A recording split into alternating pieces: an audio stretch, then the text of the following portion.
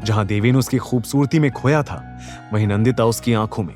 दोनों एक पल के लिए आसपास का सब भूल ही गए थे, पर तभी टोनी ने छेड़ते हुए कहा, ये एक दूसरे को निहारने का कॉन्टेस्ट बाद में कर लेना, अभी मिशन पर फोकस करें। नंदिता ने तुरंत अपनी नजरें फेर ली और अपना ब्लशिंग फेस छुपाते हुए सीधा फार्म हाउस की तरफ कदम बढ़ाने लगी। देवेन भी दबी मुस्कान के साथ तुरंत उसके पीछे आया। ओ राजधानी एक्सप्रेस, रुको, ये मास्क तो पहन लो। नंदिता ने बिना कुछ कहे उसके हाथ से व्हाइट मास्क लेकर पहन लिया। देवेन भी ब्लैक मास्क लगाकर बोला, अब ध्यान से सुनो, अंदर जाकर ऐसे पेश आना कि तुम्हारे लिए पार्टीज में आना बहुत ही कॉमन बात है, ओके? नंदिता ने बात को समझा और देवेन के साथ कॉन्फिडेंटली फार्म हाउस में एंटर हो गई। अंदर आते ही दोनों एकदम शॉक्ड हो गए थे। सामने उस आलीशान बंगलो से लेकर पूल, गार्डन, सब यंग लड़के लड़कियों से भरा हुआ था। जहां कोई हुक्के के मजे ले रहा था, तो वहीं कुछ लोग वोडका शॉट्स का कंपटीशन कर रहे थे, तो कुछ लाउड म्यूजिक पर उछल रहे थे। ये कैसी पार्टी हुई भला? वो देखो, वो खुलेआम किस कर रहे हैं। छी, कोई ताज्जुब की बात नहीं होगी अगर यहाँ सब ड्रग्स भी ले रहे होंगे तो। नंदिता ने मुंह बिगाड़ कर कहा।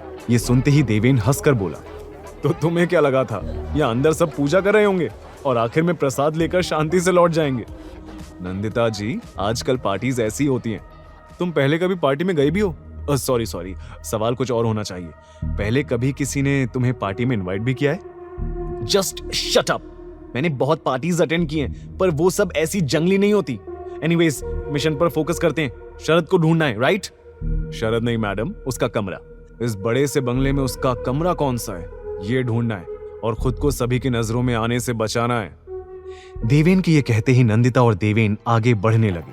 तभी देवेन ने पास से गुजर रहे वेटर की ट्रे से शैंपेन के 2 ग्लास उठा लिए। उसने जैसे ही नंदिता को पास किया, वो गुस्से में बोली, मैं ड्रिंक नहीं करती, और इतने जरूरी मिशन पर तुम्हारा ये सब करना जरूरी है? थोड़ा दिमाग का इस्तेमाल भी कर लिया करो नंदिता जी। पीना नहीं है, बस किसी को शक ना हो इसलिए ये ग्लास पकड़ने को दिया है। नंदिता ने चुपचाप उसके हाथ से ग्लास ले लिया। करीब 5-10 मिनट इधर उधर नजर घुमाने के बाद उसने सीरियस टोन में पूछा, इतने सारे लोगों में शरद का पता कैसे लगाएंगे? सभी लड़कों ने एक जैसा मास्क पहना हुआ है। एक एक करके पूछेंगे तो किसी को शक भी हो सकता है। क्या करें? और तुम किसे ढूंढ रहे हो? किसी ऐसे को जो पार्टी की और इस फार्म हाउस के हर एक कोने की इंफॉर्मेशन रखता हो या रखती हो। मिल गई। देवेन की नजर एकदम से बार काउंटर के पास खड़ी रेड कलर की बैकलेस ड्रेस पहने एक लड़की पर जाकर रुक गई थी। देवेन ने उसे ऊपर से नीचे तक निहारा और शैंपेन का ग्लास एक ही घूंट में खत्म कर वहां से जाते हुए नंदिता से बोला, तुम यहीं रहना, अगर खो गई तो मैं ढूंढने नहीं आऊंगा। व्हाट? ओ हेलो, मैं कोई बच्ची, अरे तुम कहां जा?